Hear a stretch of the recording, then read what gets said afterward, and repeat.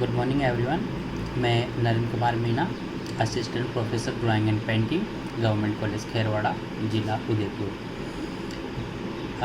आज की इस वीडियो में आप सभी का स्वागत है। पिछले वीडियो में हमने चित्रकला के तत्वों के बारे में अध्ययन किया था।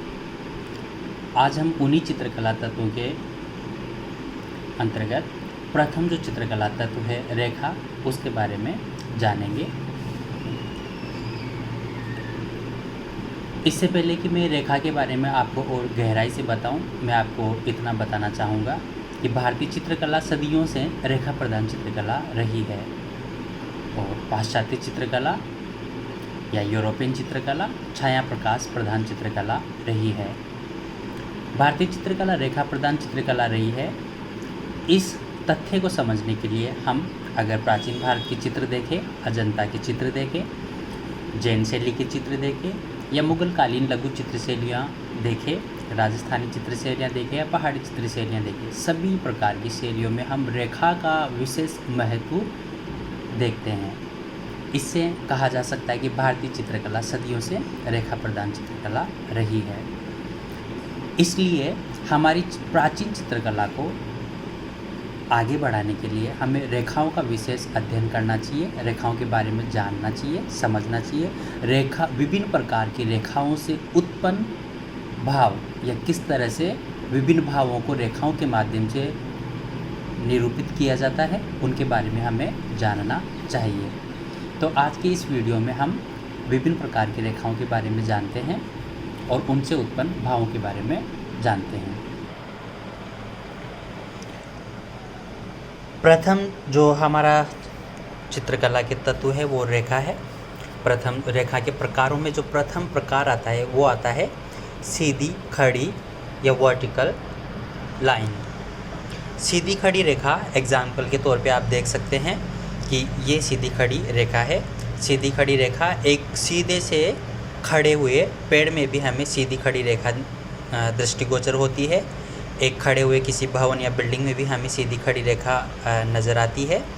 सीधी खड़ी रेखा के द्वारा उच्चता, महत्वाकांक्षा, दृढ़ता, गौरव, अभिजात्य या कुलीनता, स्थिरता एवं शाश्वतता आदि भावों का हमें बोध होता है। इसका आशय यह है कि सीधी खड़ी रेखा के द्वारा हम इन भावों को अभिव्यक्त कर सकते हैं।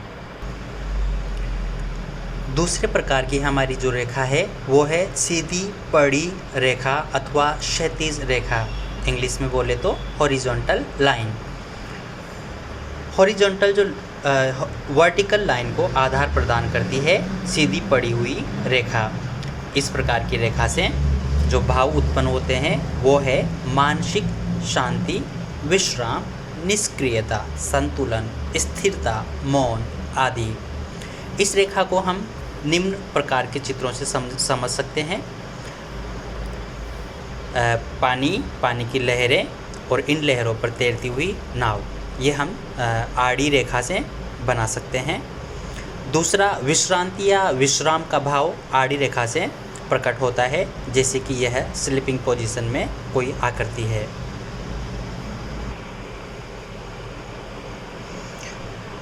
रेखाओं के प्रकार में आगे चलते हुए हम आते हैं तीसरे प्रकार पर, जिसको हम कहते हैं तिरछी रेखा अथवा कर्णवत रेखा, इंग्लिश में डायगोनल लाइन। मानव शरीर का जो सर्वाधिक क्रियाशीलता का पोजीशन है वो कर्णवत रेखा के द्वारा ही दर्शाया जा सकता है।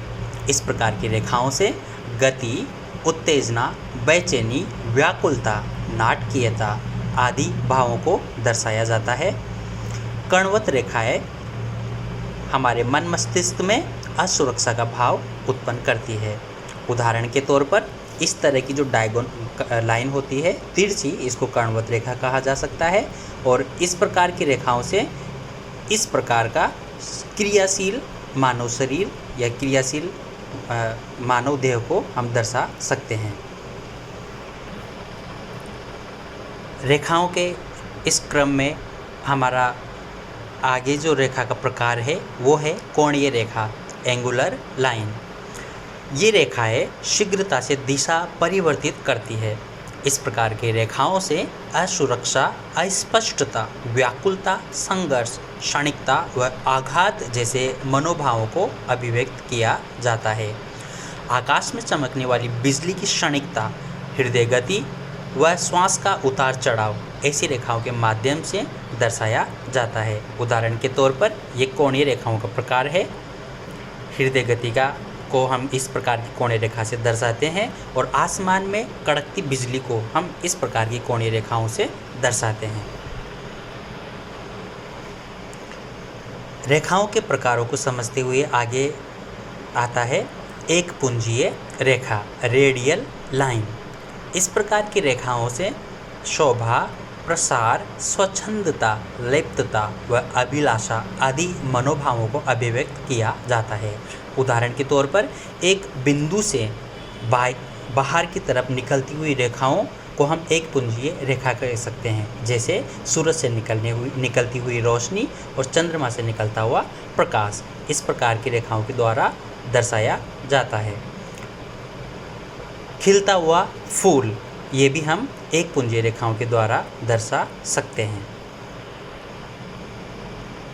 रेखाओं के इन प्रकारों में आगे चलते हैं तो हम पाते हैं चक्राकार रेखा, स्पाइरल लाइन। इस प्रकार की रेखाओं से गति, उत्तेजना, वृद्धि, शक्ति, निरंतरता व पूर्णता आदि भावों को अभिव्यक्त किया जाता है। चक्राकार रेखाओं का उदाहरण आप देख सकते हैं कि एक बिंदु से शुरू होता है, कुंडली बनाते हुए बाहर की तरफ फैलता जाता है।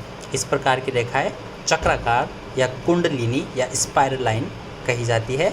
सांप जब अपनी कुंडली मारकर बैठने की स्थिति में होता है तो वो इसी प्रकार की रेखा का हमें बोध करवाता है।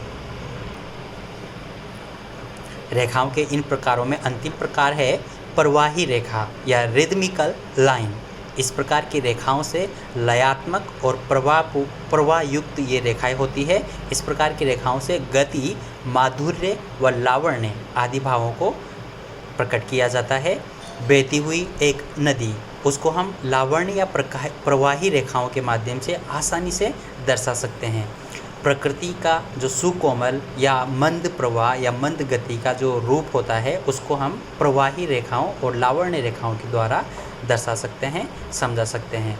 तो आज के वीडियो में आज हमने रेखाओं के विभिन्न प्रकारों और उनसे उत्पन्न भावों के बारे में जाना। आगे के वीडियो में हम चित्रकला के दूसरे तत्व रंग के बारे में जानेंगे, समझेंगे। बाय।